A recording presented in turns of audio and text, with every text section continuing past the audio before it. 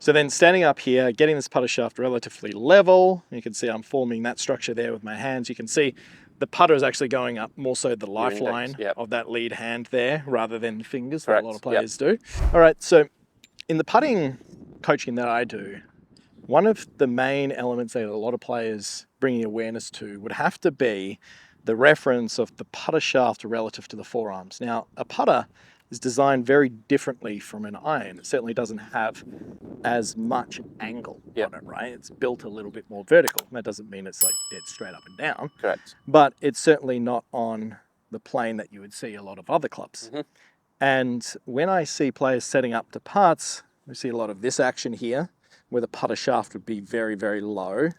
And then sometimes you occasionally get these players that downhinge their wrists a lot, trying to get this almost vertical appearance. And you can see how much that affects the lie angle of where that putter head sits down on the ground. That's going to change strike location. But talk to me about the importance of getting the putter shaft lined up with the forearms within reason if you're using the down the line reference here.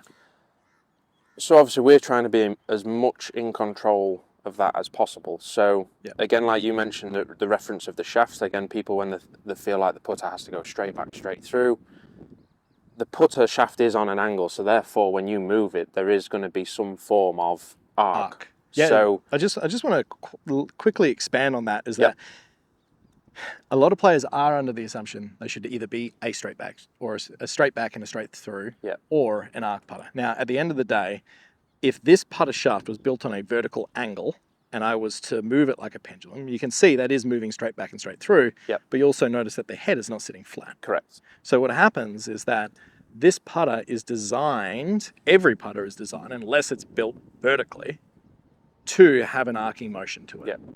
So I think that's very important to note before we kind of talk about the position of the forearms there. Definitely. And what you will find is once, again, thinking of a closure of a door, if we was to lower the putter too much and we was to feel the face, almost feel like someone's having to arc that more, it becomes hard to control start direction. So one little exercise I like to do with the putter, again, would be to almost stand in an upright position. You hold the putter out, just soften the elbows. So obviously you'll feel them slightly by the side of your body, but then from that position to feel more shaft there. If you was to just feel the weight of the head, just drop down a touch. It doesn't have to be there, because what you'll find is the wrist will get to a certain position, otherwise it'll snap. So we don't want that. So we set up, and then from there, as you would then set down there, what you'll find is the shaft will be more relative to your forearm position. So it's such a simple check everyone could do. Set a camera up, have a look, see what that position is, but it's one way of trying to get the shaft more set to the forearms. Yeah, and I love using this as a reference for the guys at home, right? Is that if you almost you create this sort of gun structure with your left hand here for the right hander, you get that running down the shaft, and I get my forearm relative to the ground or level with the ground. We can see if I, within reason, match those two up there. And then I just do the same thing over here on the right-hand side, fit my hands in together for whatever putting stroke I would be using.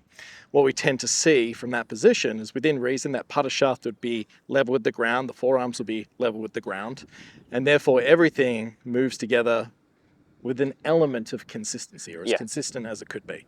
Now, if that putter was too low in our fingers, kind of like a full shot, well, then what's going to happen is now the face is going to tend to rotate too much. We can see there's too much of an angle between the forearms and the shaft here, and that's also going to completely change the plane of the putter, and I'm more likely to misstrike it. Correct. So then standing up here, getting this putter shaft relatively level, you can see I'm forming that structure there with my hands. You can see the putter is actually going up more so the lifeline of that lead hand there, rather than fingers that a lot of players do.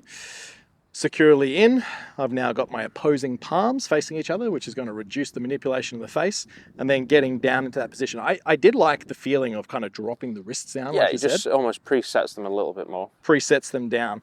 And then really when we're over the ball, we're looking to get that putter head relatively flat, and then that reference of the putter shaft going up that forearm in the backswing. And the guys, they can chuck it on camera, they can simply just use a mirror and just use that as a reference for where they're at. Absolutely, and it's such a simple check. What you'll also find, some people may do it and go, oh, I feel too restricted. Bit of a sign if they're too handsy or or too inconsistent with that move, that it's actually not a bad feeling for them to try and feel. Yeah, It's just then applying it to everyday life of putting. I'm a big one of doing a process called trapping, right? So in regards to going to the extremes of each, just so you can get a feel of what middle would be. Yeah. So for example, if you're trying to figure out where you sit on the spectrum in regards to, do I have it too low? Do I have it too high? Outside of the visual reference, if you were to position the handle really low on the fingers, you go, okay, how does that look different there? How does that feel different? Well, it feels very loose. Yeah. Right? Then if I was to position it too high, right? Let's say you get the shaft vertical and I actually down hinge my wrists into this orientation. Well, now that feels super stiff, super rigid. I have no control of the face. Yeah. And as with anything, it's a harmony, right? Correct. It's a clutch point of a car, just getting that right feeling, then not one or the other. Yeah, definitely. It's a nice little blend. Everything in moderation. So let's put that all together. Putter shaft level. I really like that little down hinge feeling, trying to get that matching my forearms down into my posture. Let's see if I should go back on tour.